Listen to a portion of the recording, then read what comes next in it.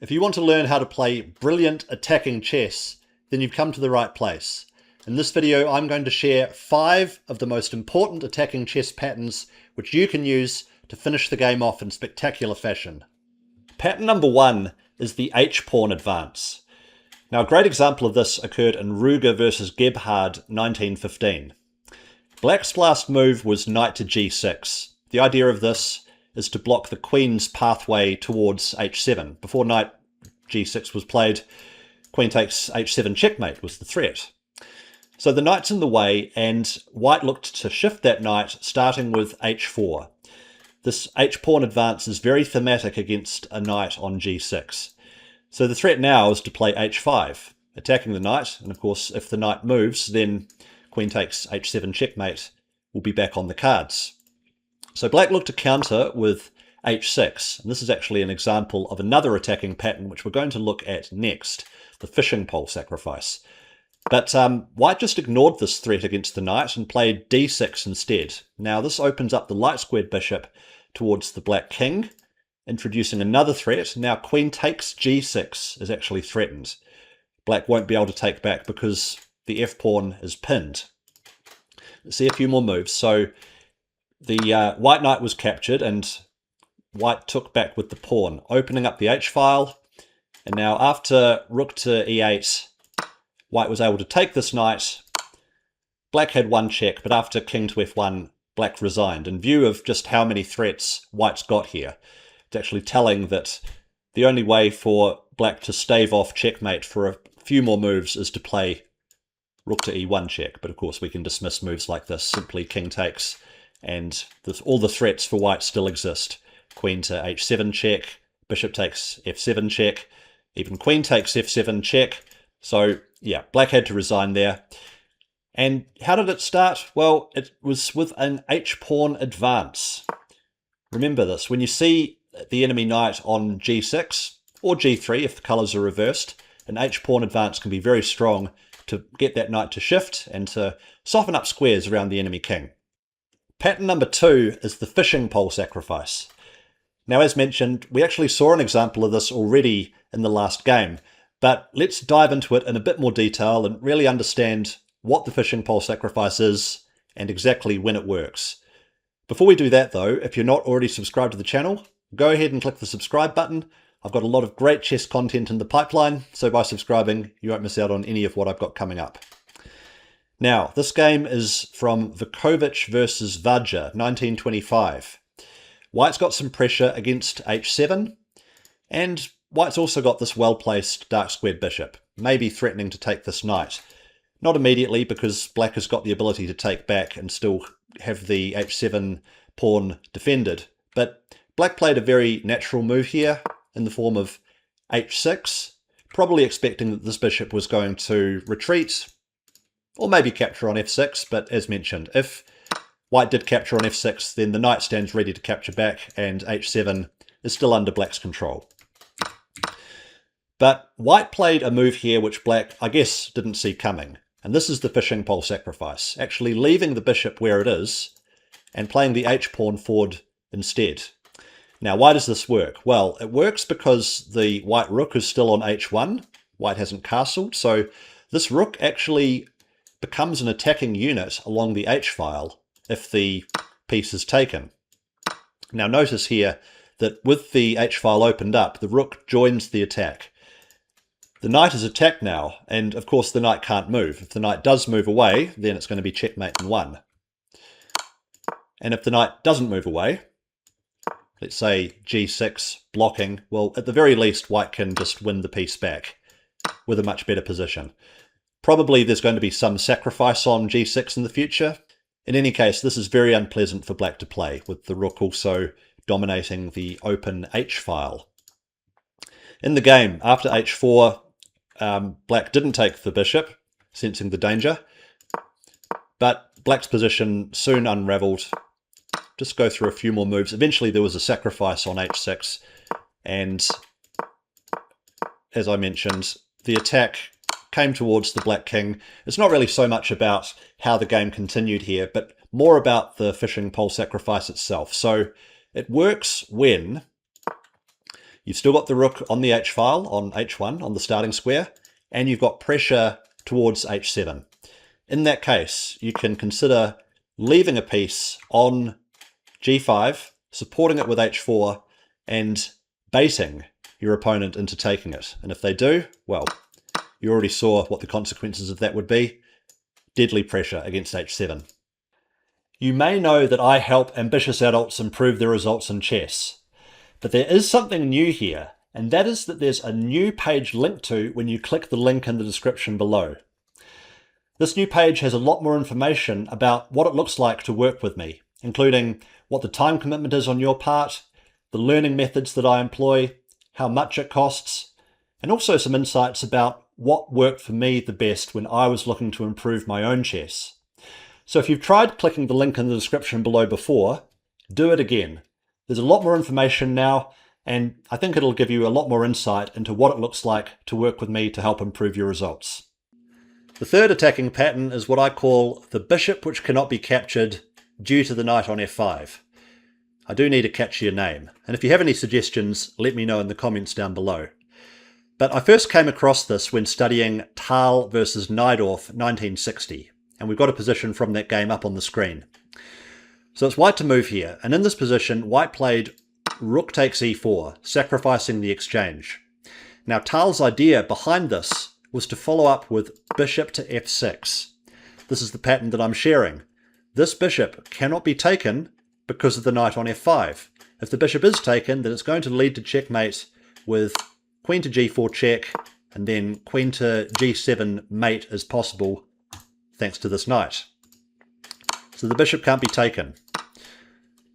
Black also can't play g6 because that's going to lead to checkmate even faster, simply knight to h6 mate. But if black can't play either of those moves, then the pawn on g7 is just going to be lost. And that's exactly what happened in the game. Black played queen to b6, and then bishop takes g7. The rook's under attack, the rook moved, and it's just collapsing here for black. The black king has been opened up like a tin of sardines, and the game only lasted a few more moves before black resigned. Now, I was actually able to use this pattern to win a game of my own in a classical over-the-board setting. Let's take a look at that one next.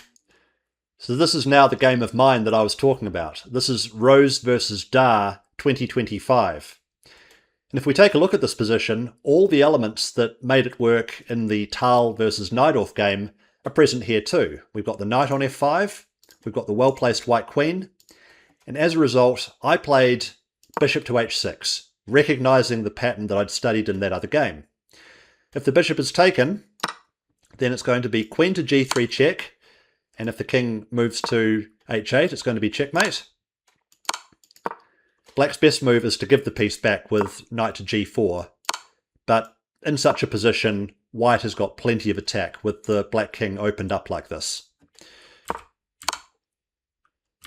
Which is why in the game my opponent didn't take here, and instead he played knight to e4, trying to counterattack. But this was the wrong way. Black had to go defensive here, guarding the pawn on g7 directly with the knight. I can understand why my opponent didn't want to go passive like this, but in this position it was necessary. But this is what can happen when you surprise your opponent with such a move and put them under pressure. They can make mistakes, and knight to e4 was a mistake, because now I can take on g7, opening up the black king. And if we fast forward a few more moves, there was quite a nice tactic here, which I want to show as well. After knight takes c3, I had queen to g4 check. Now, queen to g6 is pretty much forced, otherwise it's going to be checkmate. So then what followed was knight to e7 check, giving up the knight because I'm able to take the rook on c8. The knight has to be taken, it's a fork. If it's not taken, then the queen's lost. So this is what happened. Then I was able to pick up the knight as well with check, and when the dust settles, I've got the extra exchange. If you notice, I've got two rooks versus black having a rook and a minor piece. So this is what can happen when you make moves which catch your opponent unawares. And I think it also demonstrates very clearly the power of studying the attacking patterns. I was able to use the pattern from the Tal Najdorf game, to win a game of my own. Pattern number 4 is the pawn on g6, and how this can be used to cut off important escape squares for the enemy king. Our model game here is Steinitz versus Golmeo, 1888. White to move here, and white has sacrificed a piece for the attack. If you notice, black's got an extra bishop, but white's got all the attacking chances. But I think a lot of players with white here would give the immediate check with the queen. Either queen to h7 or queen to h8. Let's say queen to h8. Now the problem is that the black king escapes via f7. And you can give one more check with g6, but the black king comes to f6. It looks very scary for black, but it seems like there's nothing immediate to win decisive material here. So this actually employs another concept as to what white should have done first in the starting position. Instead of giving a check, what you do is you build the mating net first with the move g6. So we saw on the other line the problem was that the black king was escaping via f7. So we stopped that. And the pawn on g6 does a great job of that. This is a pattern you can use in many cases when you're attacking along the h-file. So what happens now? Well, in the game, black tried to run away with the king, starting with king to f8. But now queen to h8 check comes with a lot more force because the king can't go to f7 and therefore the king had to go to e7 and then another pawn falls and it's actually going to be checkmate in just a couple more moves. The only way for black to last as long as black can last is king to e8, but then rook to h8 check followed by taking on f8 ends the game. So look for this pattern. Look for the ability to cut off the escape square with the move g6. I think you'll find that it'll help you finish off a lot of attacks when it doesn't seem as though the immediate checks quite work. Attacking pattern number 5 is the pawn on e5, and how from white's point of view, having a pawn on e5 often heralds the start of a kingside attack.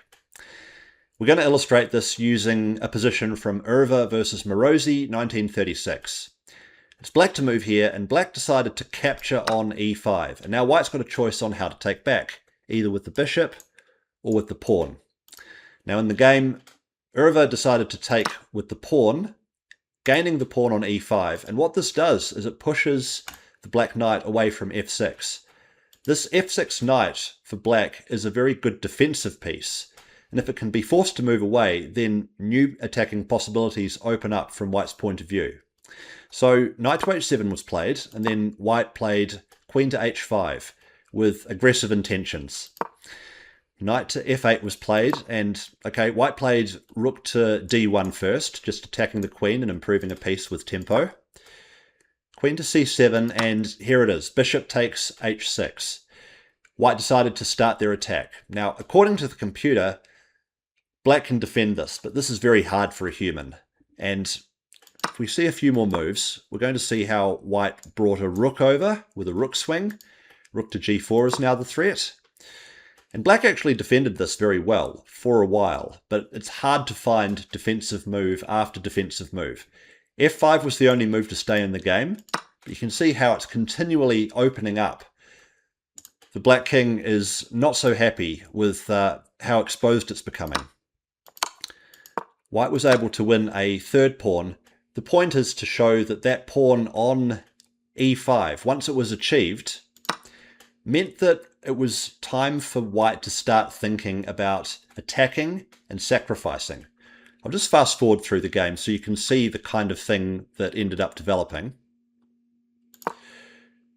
White had more pieces into the attack, and although black stayed ahead material for quite a long time, eventually the king's safety trouble became too much.